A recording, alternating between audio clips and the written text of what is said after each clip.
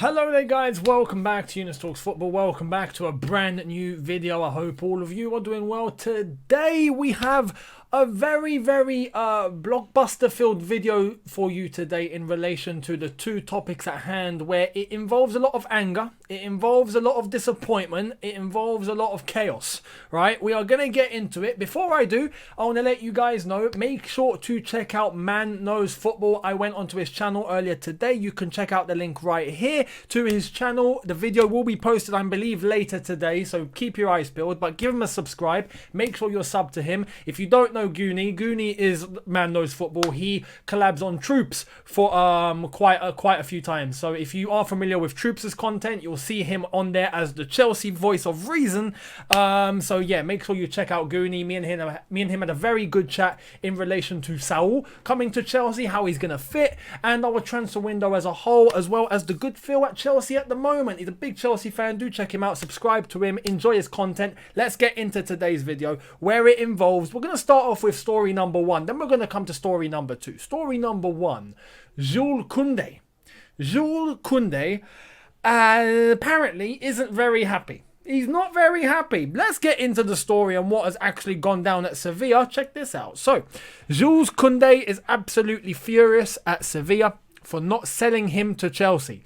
Apparently not answering the phone to Monchi or Lopetegui, and that is absolutely crazy. That's from the Spanish football podcast, and yeah, he's not happy one bit apparently. This broke in terms of English media today as well. I've seen the Express talk about it, the Times, some other outlets mentioning that Kounde isn't very chuffed, and he's very disappointed. And I have to say, I feel for him, because he wanted the move.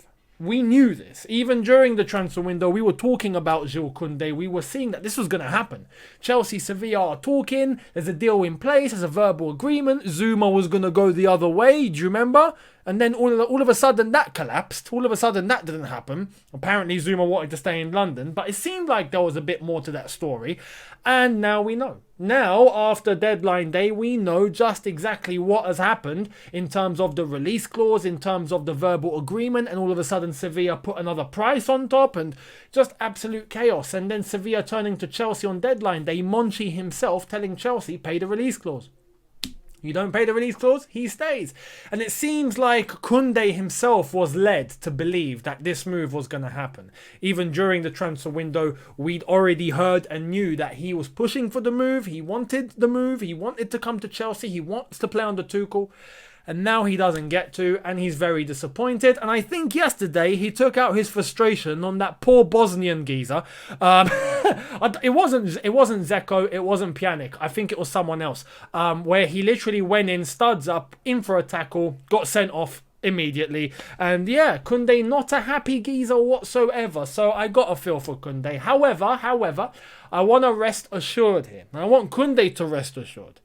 We will be back. We will be back. Listen, January, I bet Chelsea will be going back in for Kounde. We will. And we will try and negotiate again. We will turn to Sevilla and go, listen, you do things our way. Yeah, you wanted us to trigger a release clause. We didn't do it. But now you've got a very unhappy player in your team and in your squad. Are you sure you want that to keep going? Why not take some money? Not all of it, some. And get rid of the player and let him come to us. Chelsea now have the upper hand in terms of that negotiation, because now Sevilla have held on to an unhappy player. And this is where Marina and the long-term thinking comes into play, people. This is why her not triggering the release clause on deadline day was a good thing. Was a very good thing. And we've got Chalobah. In terms of Chelsea, we're not missing out. But Kounde wants to move. So in January, we will be back. And in January, you best believe, Sevilla, Marina always gets what she wants. Always. So, it's good to be Chelsea, isn't it? It's good to be Chelsea. We do things brilliantly. We are so good. We are so good at what we do. Honestly, what a club, what a club, what a club. Now, that's the Jules Kounde sector. Let's get into the whole Ziyech story. What the hell is going on with Ziyech? I mean, apparently it's all kicking off with the Moroccan national team manager. And I've got a little bit of insight into this, because a lot of you don't seem to know who this manager is. I know this manager very well. Very well. Let's get into what has actually gone down. So let's start off with the Morocco manager, Vahid Halilhodzic. Let's see what he's had to say. Check this out. So, Hakim Ziyech has been dropped by Morocco due to unacceptable behaviour. Head coach Vahid Halilhodzic claims he feigned an injury to get out of playing during the last international break. Now, if we go into his actual quotes, he said, "For the first time in my coaching career, I have seen behaviour that disappoints me. A player who refuses to play a game, admittedly a friendly, on the pretext that he is injured. The medical staff made several examinations and said he could play. He then refused to warm up in the second half because he was disappointed to be a substitute. For me, that type of behaviour is unacceptable. You can't cheat with the national team. You are 100% there or you are not." This is really weird. Really weird for me because Ziyech doesn't come across as that sort of character whatsoever. But these are the accusations being made, and I can see the point in terms of the logic being put here by Vahid Halilhodzic. Let's actually see what Ziyech has done in response to that. He's gone on Instagram. Now, players going on Instagram is never a good idea. Ask Maitland-Niles over at Arsenal. He wanted a move. He decided to come on Instagram and try and force it. He didn't get it.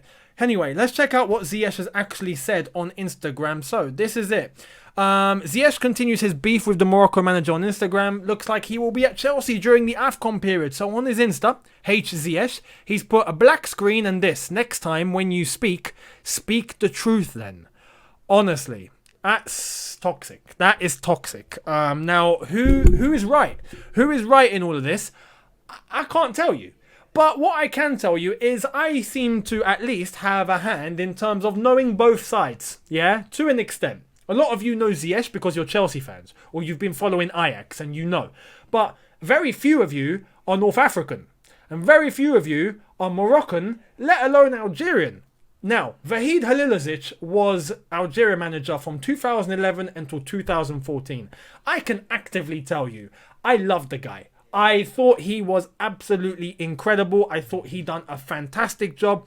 There wasn't any turmoil in the camp. All the players got along with him. Everything was fantastic. For 3 years, it looked like we were finally making progress. And we did. We qualified to the World Cup under him. We then got to the last 16 of the World Cup under him. We then took Germany, who went on to win the competition, to extra time and nearly beat them. Nearly beat them. If you guys remember that game, Germany-Algeria, that was under Vahid Halilhodzic. And it got to the point where when they came back, the president of the country begged him to stay. Yeah, asked him to stay, please don't go. Yeah, because he wanted to leave. He said after the World Cup, that's it, I'm going to look for a new challenge. And you know what managers do, you know, sometimes they just want a new challenge, they want to go. And he felt like he hit the pinnacle. And to be fair, at the time he did. And everyone begged him to stay. He decided to leave. And we all wished him thank you and goodbye and good luck and all of that. And then he went off to Japan, didn't work out. He went off to Morocco now. And it seemed like it was going well up until now. So there's that side. I struggle to see how Vahid Halilhodzic can, you know, target a player if what he's saying isn't true, which is baffling. He's saying Ziyech was not injured, he's fine, he can take part, but he didn't want to take part. Yet when he was a substitute, he was angry because he's a substitute, and now he sees an attitude problem in him. Baffling. Now Ziyech comes onto Instagram and says, no, tell people the truth. I don't see Ziyech as a guy that causes trouble. That's never the impression I got with Ziyech. So now when I flip it and I look at Ziyech's side, I don't see a guy that causes issues. So it's weird for me to see this happen between two guys that I see both as very good and very understanding individuals.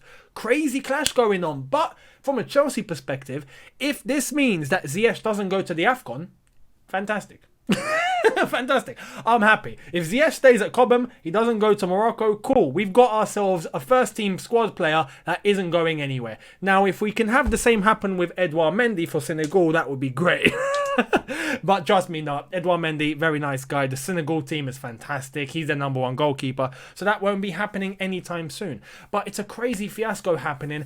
But we'll see what happens. We'll see what happens. There's a lot of time. There's time to sort out relationships. Honestly, right now, it's just hit September. AFCON takes place in January. this could all be well and truly over next week, right? Realistically. And Halilhodzic will end up picking Ziyech. He has to think about this clearly, because Ziyech is probably the number one name in that Moroccan team right now, alongside Hakimi. Probably those two you just have to pick. So we'll wait and see what happens. But it's a crazy story. Talking about international football, England playing tonight. We'll see how well they do against Hungary. Crazy that I've just seen the starting lineup and Southgate has selected Grealish to start. It's crazy what happens when you play for a top 6 club, eh? When he was at Aston Villa, he wasn't getting a look in. Anyway, we'll see what happens tonight. Hopefully it's a good round of international football. But make sure you keep your eyes peeled on this channel, as I will be giving you continuous content throughout the international break. I'll try and branch it out and we'll talk about some other clubs as well as Chelsea. So do look out for a couple of double uploads, as well as the Reddit videos every Monday. Make sure you join the Reddit page, link in the description. And thank you all so much for watching. Make sure you hit that subscribe button, hit that notification bell to be notified once I've uploaded. Smash the like button if you've enjoyed this. Don't forget to check out Man Knows Football, link right here. Make sure you click on this label right here now you are done with this video, and head over there and give them a subscribe. I'll see all of you tomorrow for a brand new video. Have a good one, look after yourselves, take care, and peace.